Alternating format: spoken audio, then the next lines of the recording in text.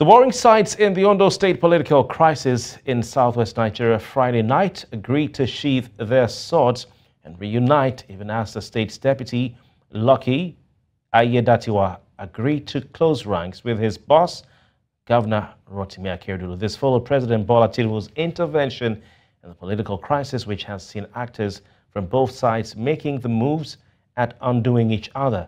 Governor Akeredolu, who has been away from his desk for some time owing to a health issue, or impeaching Deputy Governor Aiyedatiwa. Earlier yesterday, there were suggestions that the Ondo State House of Assembly might declare him as the acting governor. It was gathered that the Ondo State House of Assembly had been divided, with 11 lawmakers in support of the deputy governor. Sources said the 11 lawmakers were reached out to by some forces outside Ondo State. A sitting of a lawmaker scheduled for yesterday was said to have been pushed by the 11 lawmakers. Quite an interesting development. Once again, Taiwo Ojumu is with us. He's a legal practitioner and political analyst. He joins us from Akure, the Ondo State capital. Taiwo, thank you very much. It's a pleasure to have you once again. Thank you for having me. Thank you for having me. Right. What factors led to this Ondo State, let's just go back in history, political crisis, and how, in your opinion, how do you think President Bola Tinubu intervened? And what impact do you think has his intervention had on the resolution of the conflict between Governor Akeredolu and his deputy? All right, thank you very much, Kofi, for having me once again. I think it's only appropriate to proceed by commending Mr. President, President Bola Tinubu, for his timely intervention and for his political wisdom. You don't have to agree with the man. You may have some unorthodox, in quotes, political approaches, and so for that reason, you may disagree with him on many fronts. But one would respect the fact that that man is politically wise. Because what he has done in recent times, starting with the intervention of in Rivers State crisis, and now in those states, this is a clear departure from what we used to have in the past administration, where sometimes former president would just not intervene in the political crisis. Even sometimes he wants rocking his political party, the ruling party, such that sometimes the issue might degenerate into irredeemable point. But be that, that's, by the way, like you rightly asked, the Ondo State's power, there will be the second term of Governor Akeredolu will be winding up by February next year. February 2025 rather. And then political calculations and alignments have begun already, which these are very normal and expected moves, in the build-up days to election.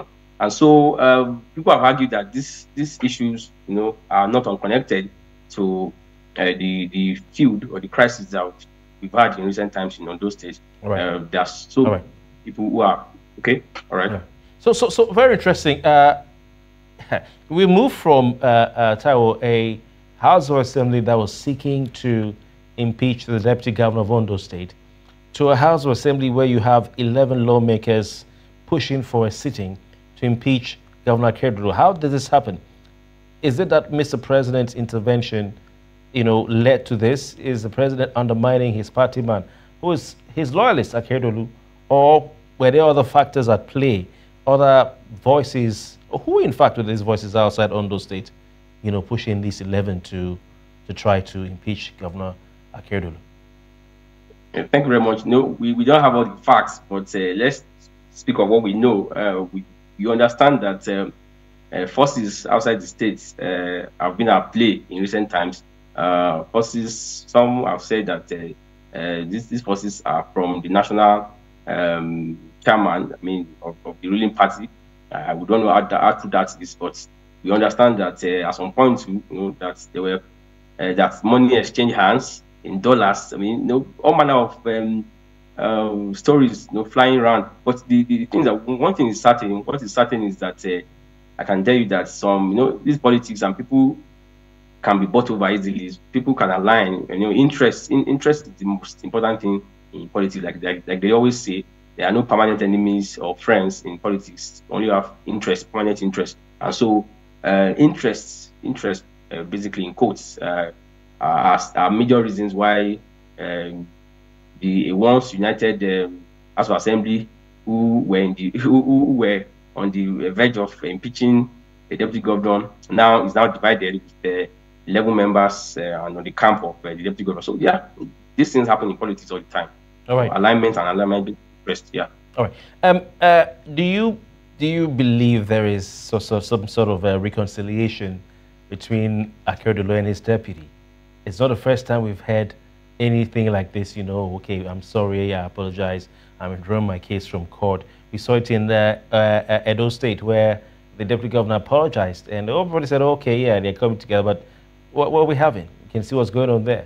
In River State, you talked about the president calling the current governor to sit down and have a tete-a-tete with him concerning Nyesom Wike, Minister of FCT. But you saw the interview Nyesom Wike granted in that executive media chat yesterday, and the governor of River State, Fubara, had to reply.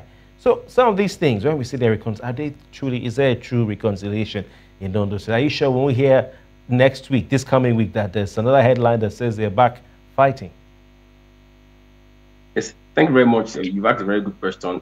Like we normally say in Yoruba, they will say that no one takes his friend to court and returns as friends. Usually. How do you say that in Yoruba? We'll say that like nobody takes his friends to court and then return as friends.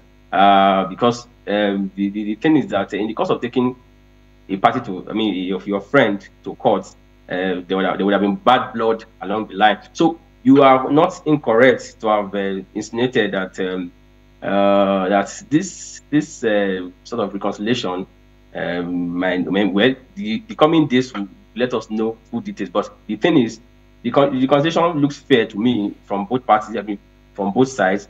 But some have argued that the problem with the conditions or the conditions that the status quo should remain, the major problem with that is that some part of the cabal, alleged cabal, who have been the ones giving the deputy governor problem, as it were, that these people are part of the cabinets of Governor Akeredolu, and some of them have ambition to become to contest for the gubernatorial election. And so that as long as these parties or these factors are still very much in the cabinet, that it is not, we have not seen the end of this, that it is not yet ruled.